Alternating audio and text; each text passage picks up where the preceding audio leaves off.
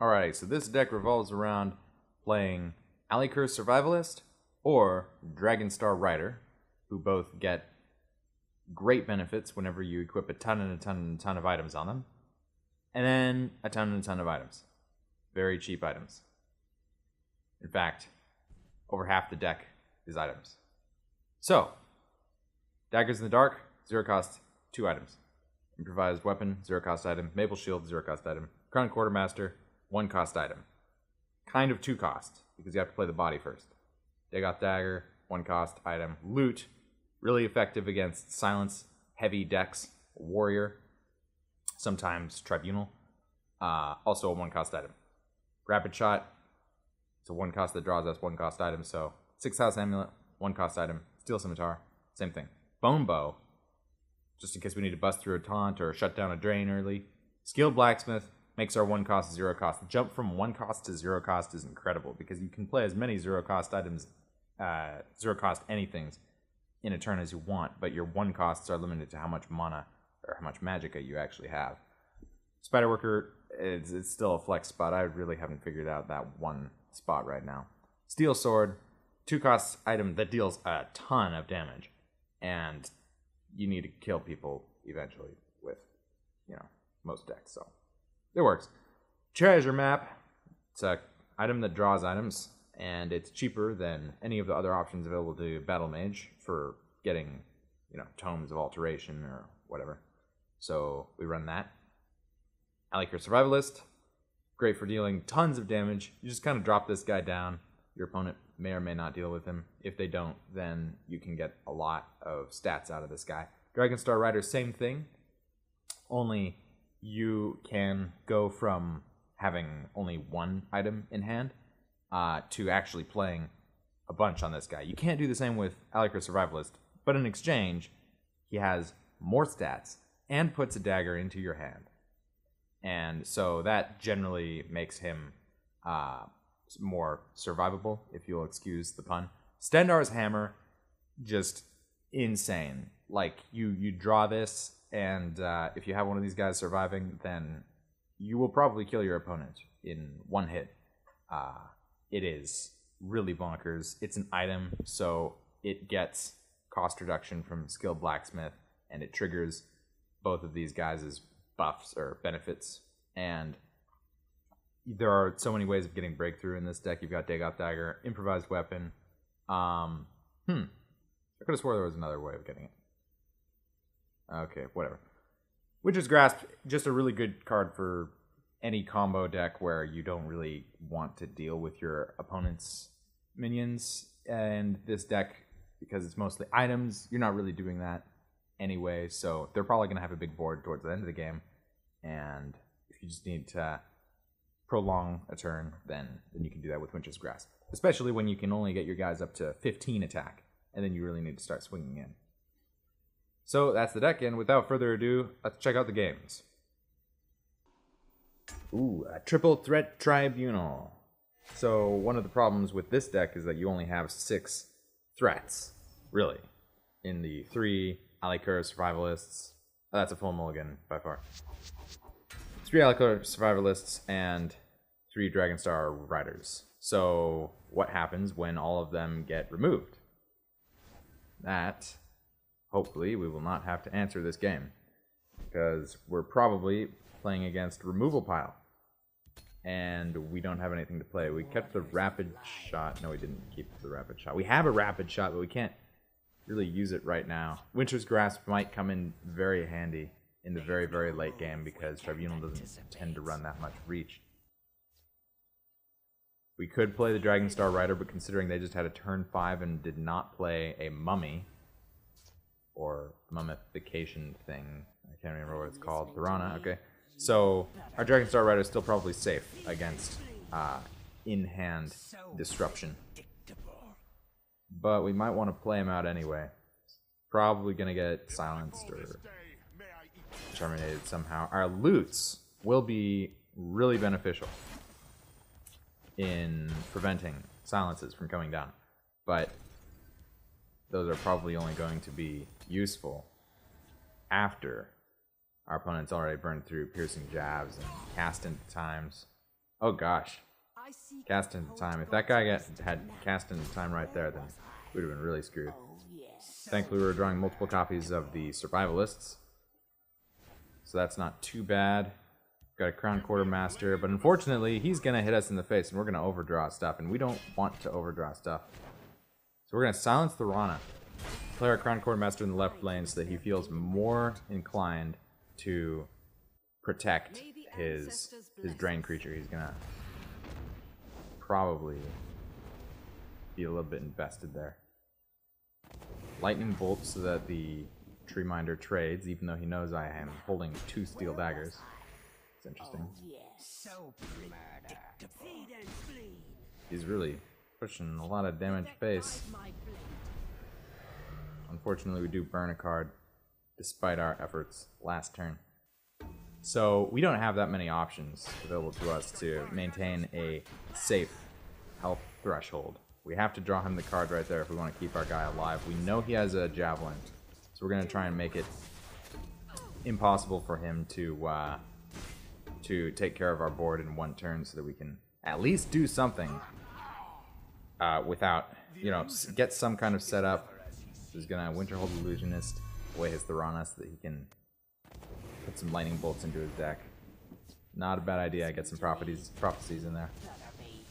But let's see whether we'll be able to one-shot him or not. We got 2 Survivalists in hand. So we're going to use our 0 costs to trade off in the left lane, because otherwise we're dead on board and we don't have any prophecies that actually do anything. So if he has any kind of reach whatsoever, we're dead. He's got a guard in the left lane, jab in the right, and he could hold off here, but no, he's going to swing in and put us to 1 just in case. He did just shuffle in a bunch of Lightning Bolts into his deck, and a lot of Javelins though. Actually, those Javelins are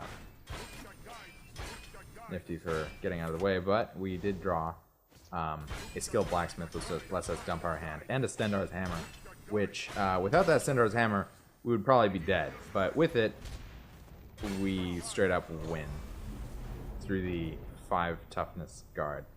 That's pretty cool. That's pretty cool. I gotta get that song on my playlist. We get to fight once again against the Hlaaluzers. This is going to be interesting because... Ooh, very interesting. We actually have tempo for once. So we get to play our 1-drops and hopefully slow down our opponent enough to draw into our wombo combos. And we're only going to play 1 right now because if we play 2 in the same lane, then they could easily be countered by a single card. Thankfully, we have the other one ready to threaten his Boomer Profiteer, and hopefully he doesn't have any way of countering that. If I recall correctly, Hlaalus don't usually run that much Shadow Lane interaction. There's a Shadow Mirror. I imagine that Shadow Mirror would have been better off as a Sharpshooter Scout for some reason, but you know, charge is beneficial in some ways. 4/4 Puppeteer. It's kind of irritating. Only a little, because we still get to cash in on the right lane. Get that sick value. But we still don't have any other minions. In fact, I usually don't play out Skilled Blacksmiths without having other combo pieces in hand, but in this case I think I might just, if I had the opportunity. 28 items in the deck. That is quite a lot. Got a Prophecy. We got a Spider Worker. Still trying to figure out if those guys are worth keeping in there. I mean, I can't equip it, but stuff. There's Shadow Mirror coming back on turn 5. We missed a loot. We discard anything else important? A Rapid Shot. That's kind of sucky, so we're going to dig through, see if we can get anything. Got another minion, but we're going to have to pull out some crazy stuff. We have to really spend some resources in order to clear the board. We're at 1 if he doesn't do anything else.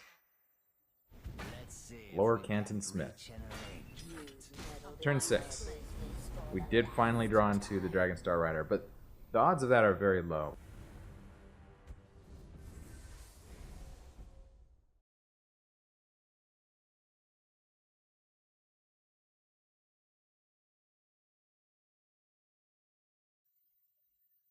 Another Hlaalu. Let's see if we can do a little bit better than last time. I love Stendarr's Hammer, but I can't keep it in this kind of situation. Here we go. 2 combo pieces, 3 in hand. Skilled Blacksmith is really awesome. It's tempting to play it on turn 1 to gain some tempo against Hlaalu.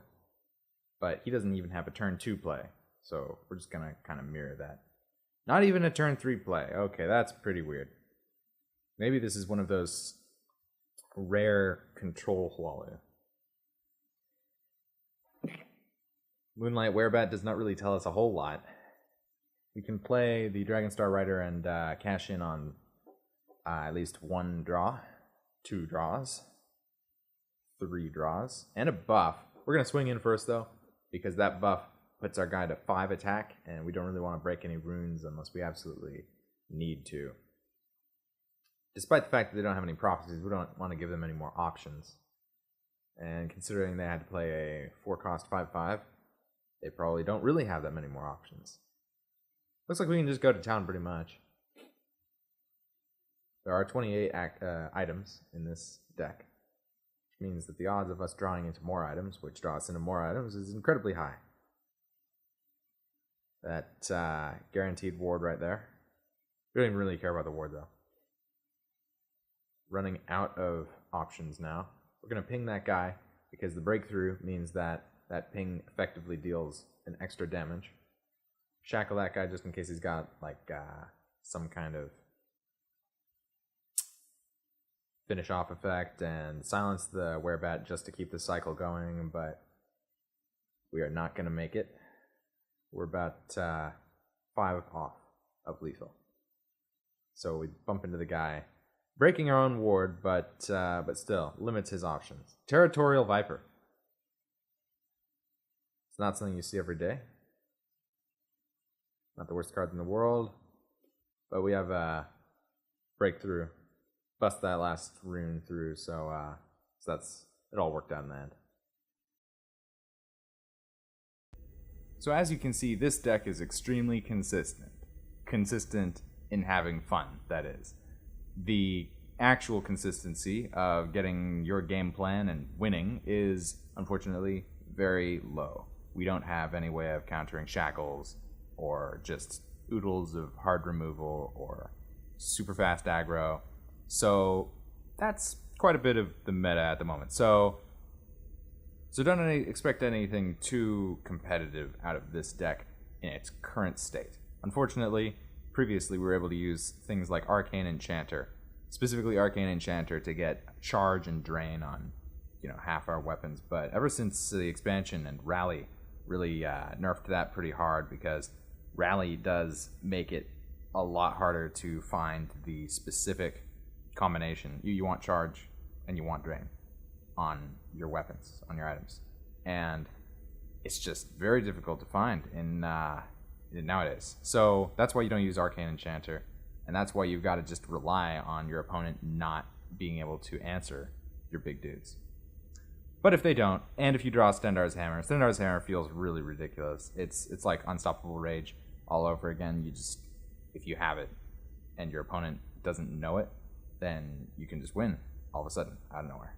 And so you can really piss off some people if you play this deck, but you probably won't break a 50% win rate without at least a little bit more tweaking and experimentation down this path. That just about wraps it up for this one. Remember, go crazy.